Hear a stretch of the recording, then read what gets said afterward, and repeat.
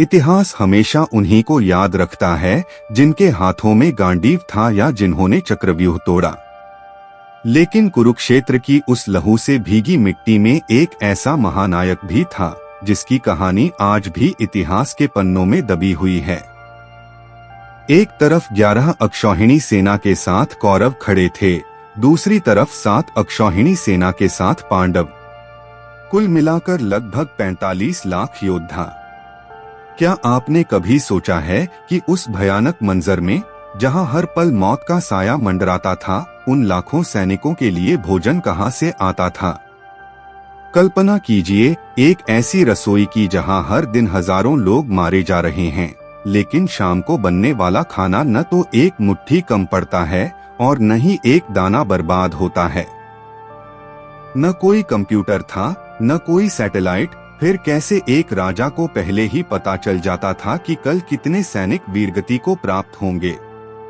आज हम पर्दा उठाएंगे महाभारत के उस सबसे बड़े रहस्य से जो जुड़ा है भगवान कृष्ण की मूंगफली के दानों और उडुपी के राजा के अद्भुत प्रबंधन से। तैयार हो जाइए एक ऐसी यात्रा के लिए जो आपको युद्ध के मैदान से सीधा भगवान की रसोई तक ले जाएगी। महाभारत का युद्ध केवल एक पारिवारिक विवाद नहीं, बल्कि धर्म और अधर्म के बीच का महासंग्राम था। कुरुक्षेत्र की उस पावन भूमि पर जब 18 अक्षौहिणी सेनाएं आमने सामने खड़ी थीं, तब पूरे भारतवर्ष के राजा 2 गुटों में बंट चुके थे। हवा में शंखनाद की गूंज थी और हर योद्धा के चेहरे पर प्रतिशोध की अग्नि थी। लेकिन इस विनाशकारी शोर के बीच एक राजा ऐसा भी था जो न तो दुर्योधन के अहंकार के साथ था और न ही पांडवों के प्रतिशोध के साथ। वह था दक्षिण भारत के उडुपी का राजा। जब उडुपी के राजा कुरुक्षेत्र पहुंचे तो दोनों पक्षों ने उन्हें अपनी ओर मिलाने का प्रयास किया। पांडव चाहते थे कि उनका बल उनके साथ हो, जबकि कौरव अपनी संख्या बढ़ाना चाहते थे। लेकिन उडुपी नरेश के मन में कुछ और ही चल रहा था। उन्होंने भगवान कृष्ण के पास जाकर विनम्रता पूर्वक कहा, हे केशव, इस युद्ध में हर कोई लड़ने के लिए आया है, लेकिन क्या किसी ने उन लाखों सैनिकों के पेट की चिंता की है? भूखा सैनिक धर्म के लिए नहीं, केवल अपनी भूख के लिए लड़ेगा। मैं इस युद्ध में अस्त्र नहीं उठाऊंगा, बल्कि मैं दोनों सेनाओं के लिए भोजन का प्रबंध करना चाहता हूँ। भगवान कृष्ण ने उडुपी नरेश के इस प्रस्ताव में छिपी मानवता को देखा और मुस्कुराते हुए उन्हें इसकी अनुमति दे दी। कृष्ण जानते थे कि लाखों लोगों के लिए प्रतिदिन भोजन बनाना और उसे सही ढंग से वितरित करना किसी युद्ध जीतने से कम चुनौतीपूर्ण नहीं था।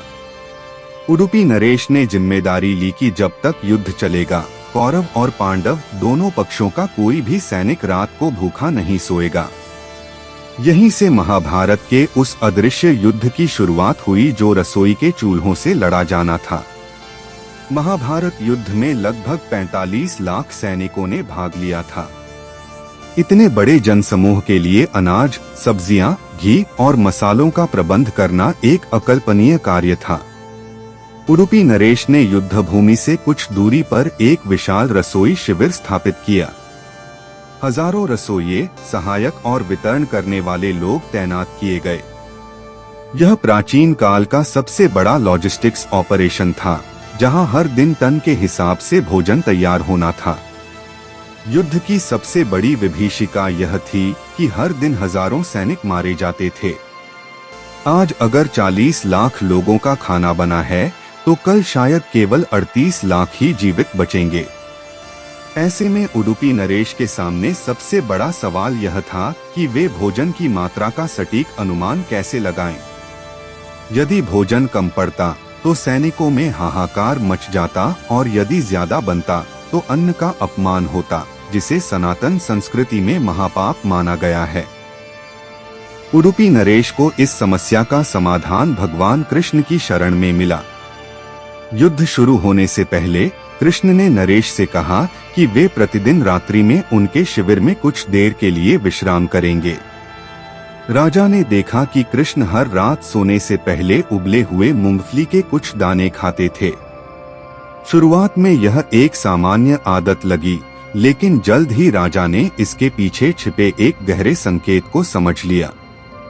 राजा ने गौर किया कि कृष्ण हर रात अलग अलग संख्या में मूंगफली के दाने खाते थे। जिस रात कृष्ण कम दाने खाते, राजा समझ जाते कि अगले दिन युद्ध में भारी तबाही होने वाली है। राजा ने अपना एक गुप्त गणित बनाया। कृष्ण द्वारा खाए गए एक दाने का अर्थ था अगले दिन वीरगति प्राप्त होने वाले 1000 सैनिक। यदि कृष्ण ने 50 दाने खाए तो राजा समझ जाते कि कल 50,000 सैनिक कम हो जाएंगे और वे उसी अनुपात में अगले दिन का राशन घटा देते थे। 18 दिनों तक चलने वाले इस भीषण युद्ध में एक भी दिन ऐसा नहीं आया जब उडुपी के राजा का बनाया भोजन एक मुट्ठी भी कम पड़ा हो या एक दाना भी बर्बाद हुआ हो। यह देखकर पांडव और उनके सेनापति हैरान थे। उन्हें लगता था कि शायद राजा के पास कोई जादुई शक्ति है या उनके पास कोई ऐसी तकनीक है जिससे वे युद्ध के परिणामों को पहले ही जान लेते हैं। एक तरफ मैदान में लहू बह रहा था, लाशों के ढेर लग रहे थे और शस्त्रों की टंकार थी। दूसरी तरफ उडुपी नरेश की रसोई में एक अलग ही प्रकार की शांति और अनुशासन था। वहां भोजन बनाना एक तपस्या की तरह था। रसोइये पवित्रता का ध्यान रखते थे और यह सुनिश्चित करते थे कि थके हुए सैनिकों को केवल पोषण ही नहीं बल्कि मानसिक शांति भी मिले। दिन भर अपनों को मरते देखने और अपनों का खून बहाने के बाद जब सैनिक शाम को ढलते सूरज के साथ अपने शिविरों में लौटते थे तो उडुपी नरेश का परोसा हुआ गर्म भोजन उन्हें जीवन की डोर से जोड़े रखता था। वह भोजन केवल पेट नहीं भरता था बल्कि उन्हें कल की लड़ाई के लिए फिर से तैयार होने का साहस देता था। जब 10वें दिन भीष्म पितामह शरशया पर गिरे तो पांडवों के साथ साथ कौरवों की सेना में भी शोक की लहर थी।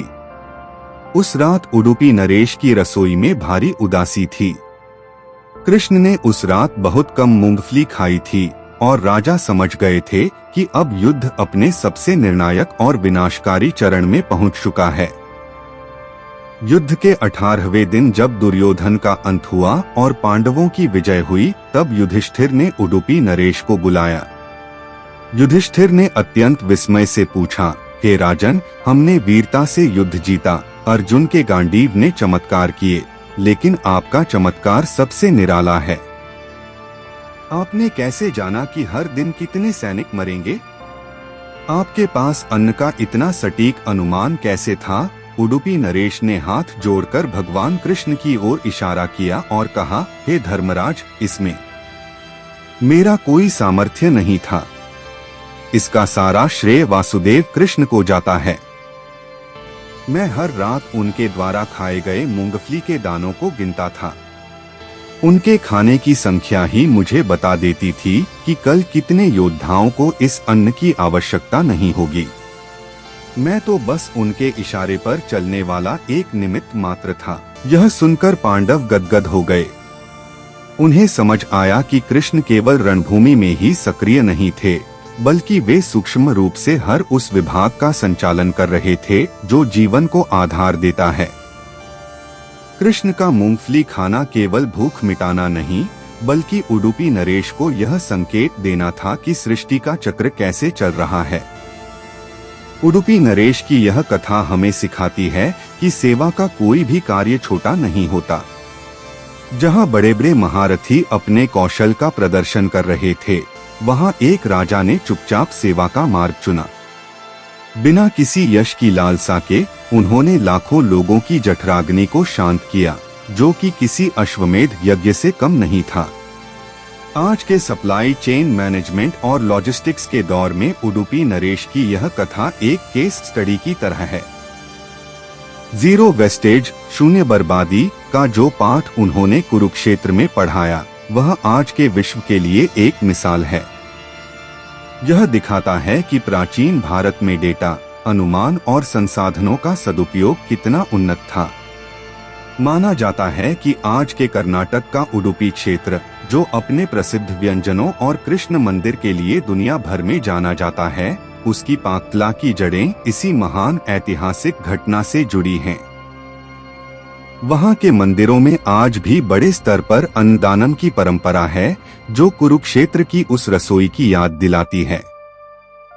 उपनिषदों में कहा गया है, अन्न ब्रह्मा अर्थात अन्न ही ब्रह्मा है। उडुपी नरेश ने इस दर्शन को साक्षात कुरुक्षेत्र की भूमि पर उतार दिया था। उन्होंने दिखाया कि जब धर्म की रक्षा के लिए युद्ध हो रहा हो तो अन्न की शुचिता और उसकी व्यवस्था भी उतनी ही महत्वपूर्ण है जितनी कि धनुष की प्रत्यंचा। महाभारत की अनेक कथाओं में उडुपी नरेश की यह गाथा एक सुनहरे अध्याय की तरह है। यह हमें याद दिलाती है कि नायक केवल वे नहीं होते जो तलवार चलाते हैं, बल्कि नायक वे भी होते हैं जो दूसरों के जीवन को बचाने के लिए पर्दे के पीछे रहकर निस्वार्थ कार्य करते हैं। कुरुक्षेत्र का वह चूल्हा 18 दिनों तक जलता रहा ताकि धर्म की जीत हो सके। 18 दिनों का वह महासंग्राम समाप्त हुआ। विजय के शंख फूंके गए, राजतिलक हुए और इतिहास लिखा गया। लेकिन कुरुक्षेत्र की उस महान गाथा का असली सार उन शस्त्रों में नहीं, बल्कि उस अन्न में छिपा था जिसने धर्म की रक्षा करने वालों को शक्ति दी। उडुपी के राजा ने हमें सिखाया कि सेवा का मार्ग कभी कभी वीरता के मार्ग से भी कठिन होता है। उन्होंने दिखाया कि जब हम खुद को ईश्वर के चरणों में समर्पित कर देते हैं तो वे हमें वो संकेत देते हैं जो दुनिया की कोई भी मशीन नहीं दे सकती।